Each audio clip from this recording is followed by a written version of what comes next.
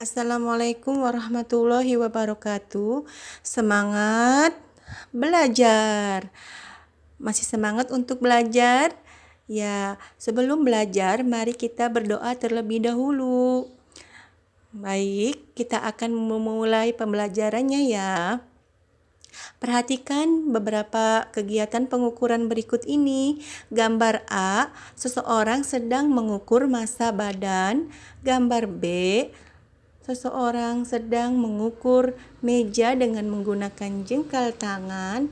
Dan gambar C, seseorang sedang mengukur suhu tubuh. Gambar D, dua anak yang sedang mengukur panjang tembok dengan menggunakan depa. Nah, mungkin adik-adik sering lihat pengukuran seperti itu. Apa itu pengukuran? Pengukuran adalah kegiatan membandingkan suatu besaran yang diukur dengan besaran yang sejenis yang dipakai sebagai satuan.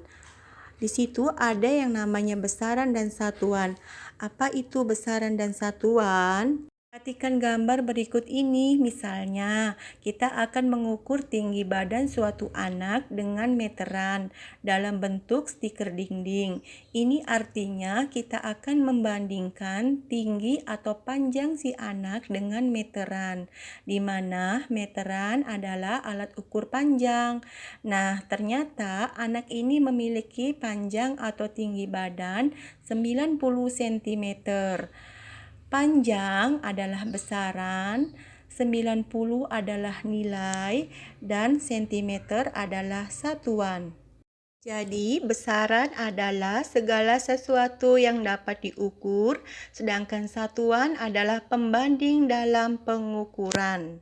Contoh lain pengukuran yaitu kita sedang mengukur meja dengan menggunakan jengkal tangan. Misalkan ada dua teman melakukan pengukuran panjang meja. Nah, panjang meja 6 jengkal tangan Edo dan yang kedua panjang meja 7 jengkal tangan Andrian. Nah, kenapa bisa berbeda ya panjangnya? Ada yang tahu kenapa bisa berbeda? Nah, betul sekali, karena orangnya berbeda, maka panjang jengkal tangannya pun berbeda.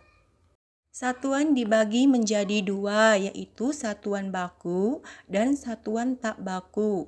Satuan baku adalah satuan yang apabila digunakan oleh siapapun akan memberikan hasil pengukuran yang sama. Contohnya meter, kilogram, dan detik, dan lain sebagainya. Yang kedua, satuan tak baku. Satuan tak baku adalah satuan yang apabila digunakan oleh orang yang berbeda akan memberikan hasil pengukuran yang berbeda.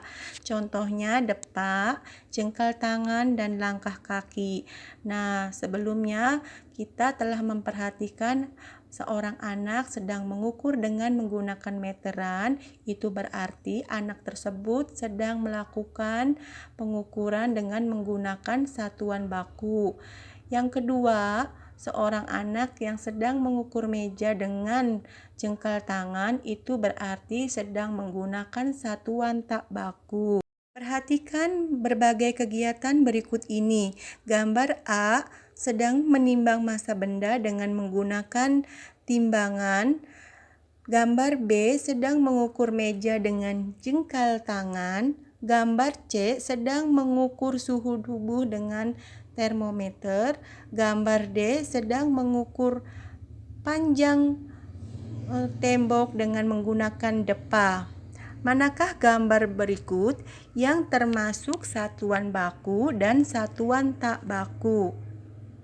Sudah tahu? Ya, betul sekali. Gambar A dan C menggunakan satuan baku, sedangkan gambar D dan B menggunakan satuan tak baku. Satuan baku disepakati sebagai satuan internasional. Syaratnya yaitu bersifat tetap, tidak mengalami perubahan, bersifat internasional, diakui semua negara, dan mudah ditiru dan mudah digunakan. Sekarang kita akan bahas besaran ya. Apa itu besaran? Besaran dibagi menjadi dua, yaitu besaran pokok dan besaran turunan. Besaran pokok adalah besaran yang satuannya didefinisikan, sedangkan besaran turunan adalah besaran yang satuannya diturunkan dari besaran pokok. Besaran pokok ada 7, yaitu besaran pokok panjang, satuannya meter, simbolnya M, besaran pokok massa, satuannya kilogram, simbolnya kg, besaran pokok waktu, satuannya sekon, simbolnya S, besaran pokok kuat arus, satuannya ampere, simbolnya A, besaran pokok suhu, satuannya Kelvin, simbolnya K, besaran pokok jumlah zat, satuannya mol, simbolnya mol, besaran pokok intensitas cahaya, satuannya candela, simbol satuan CD. Atau untuk lebih mudah mengingatnya, kita disingkat jiwa SMP. J. Jumlah zat, I. Intensitas cahaya, W. Waktu, A. Arus listrik, S. Suhu, M. Massa, P. Panjang. Baik, besaran pokok yang kita akan bahas yaitu hanya ada 3, yaitu panjang, massa, dan waktu. Yang pertama, panjang. Panjang menggunakan satuan dasar atau satuan internasional meter atau M. Sedangkan alat ukur untuk mengukur satuan panjang diantaranya ada mistar atau penggaris, rolmeter, jangka sorong, dan mikrometer. Massa. Jumlah materi yang terkandung dalam suatu benda disebut massa benda. Dalam satuan internasional atau SI, massa diukur dalam satuan kilogram atau kg. Misalnya, massa tubuhmu 52 kg, massa telur 1 kg. Dalam kehidupan sehari-hari, orang menggunakan istilah berat untuk massa. Namun sesungguhnya, massa tidak sama dengan berat.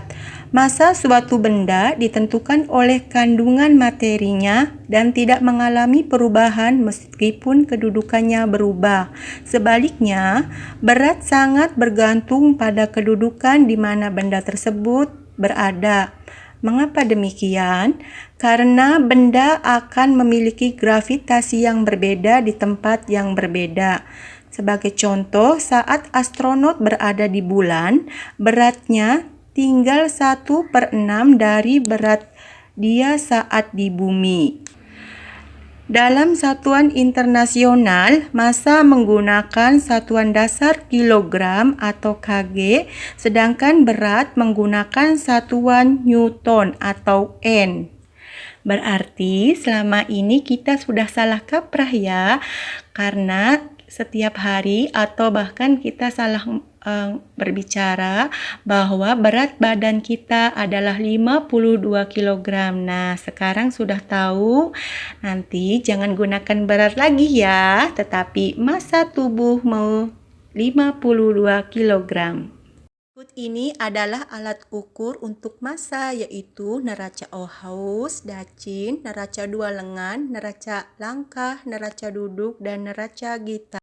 Waktu. Waktu adalah selang antara dua kejadian atau dua peristiwa dengan satuan dasar sekon atau detik.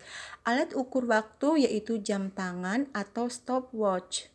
Kedua adalah besaran turunan. Besaran turunan adalah besaran yang satuannya diturunkan dari besaran pokok. Berikut ini adalah contoh dari besaran turunan dan satuannya. Ada kecepatan, percepatan, massa jenis, gaya, luas, volume, tekanan, usaha, dan masih banyak yang lainnya. Ibu ambil contoh kecepatan. Kecepatan satuannya adalah meter per sekon atau lambangnya M/S. Meter diturunkan dari besaran pokok panjang, sedangkan sekon diturunkan dari besaran pokok waktu. Jadi kecepatan ini diturunkan dari besaran pokok panjang dan waktu. Mengakhiri pembelajaran, jangan lupa like, komen, dan subscribe di channel Yaka Yuka Channel. Mudah-mudahan video pembelajaran ini bermanfaat. Wassalamualaikum warahmatullahi wabarakatuh.